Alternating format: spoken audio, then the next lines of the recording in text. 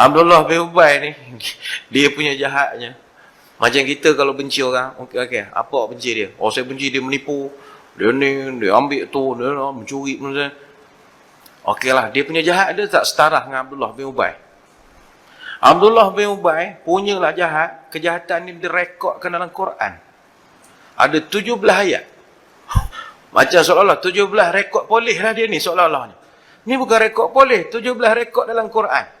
Allah Ta'ala rakamkan perangannya. Surah An-Nisa ayat 72. Surah Al-Ma'idah ayat 51, 52, 53. Surah At-Taubah ayat 74, 80 dan 84. Surah An-Nur ayat 11 dan 33. Dan ada surah khusus nama Al-Munafikun. Start ayat 1 sampai ayat 8. Tu semua cerita Abdullah bin Ubay.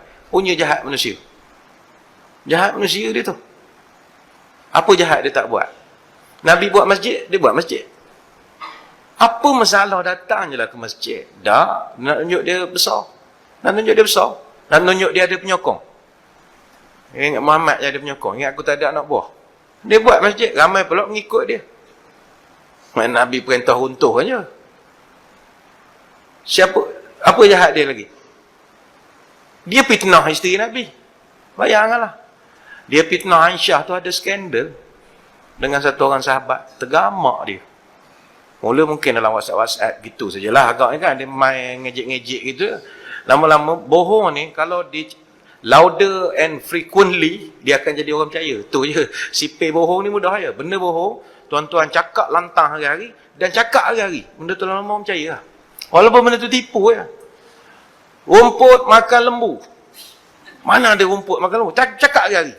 Cakap pula ke muka confident. Rumput makan lembu. Rumput makan lembu. Hari-hari cakap, orang percaya.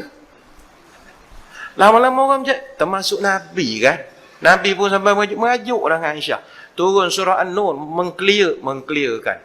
Clearkan benda ni tak ada kena-mengena. Siapa yang buat fitnah tu? Abdullah bin Ubay.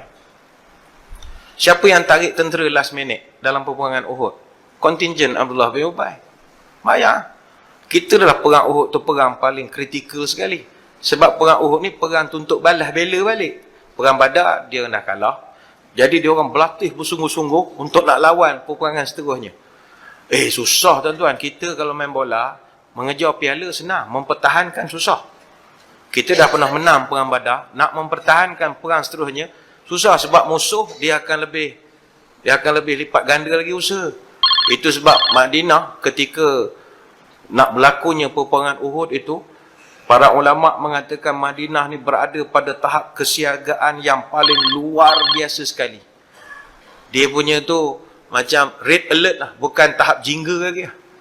Macam kita sekarang ni, keselamatan antarabangsa negara, tahap jingga. Lepas tu tuan-tuan nak keluar negara, masuk negara orang, pasport, bukan macam dulu masa tahap hijau, nak keluar ulur pasport je.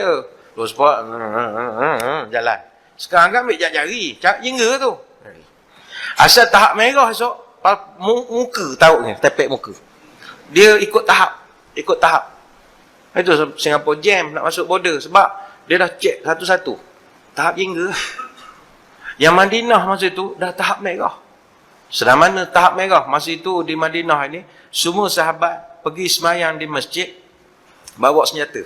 Pada masjid mana boleh bawa senjata? Tak boleh. Tapi masa itu memang debar betul lah. Subuh nak perang, Abdullah bin Ubay boleh masuk air. Jumpa Nabi. Ya Rasulullah, apa? Keluar parti. Saya nak tambah pergi perang. Tuan jual lah seorang. Apa masalahnya? Saya lama dah menyimpan perasaan, sakit hati. Cakap saya tak pernah nak didengar. Saya ni macam tak laku lah. Sedangkan saya orang tua. Apa salah dengar nasihat saya? Ni sekarang ni dia buat alasan. Bila dia tak puas hati masa itu, ramailah orang yang terikut. Abdullah bin Ubay ni dia pandai bercakap. Akhirnya ramai mengikut Abdullah bin Ubay. Allah Ta'ala rakamkan cerita Abdullah bin Ubay itu dalam Quran.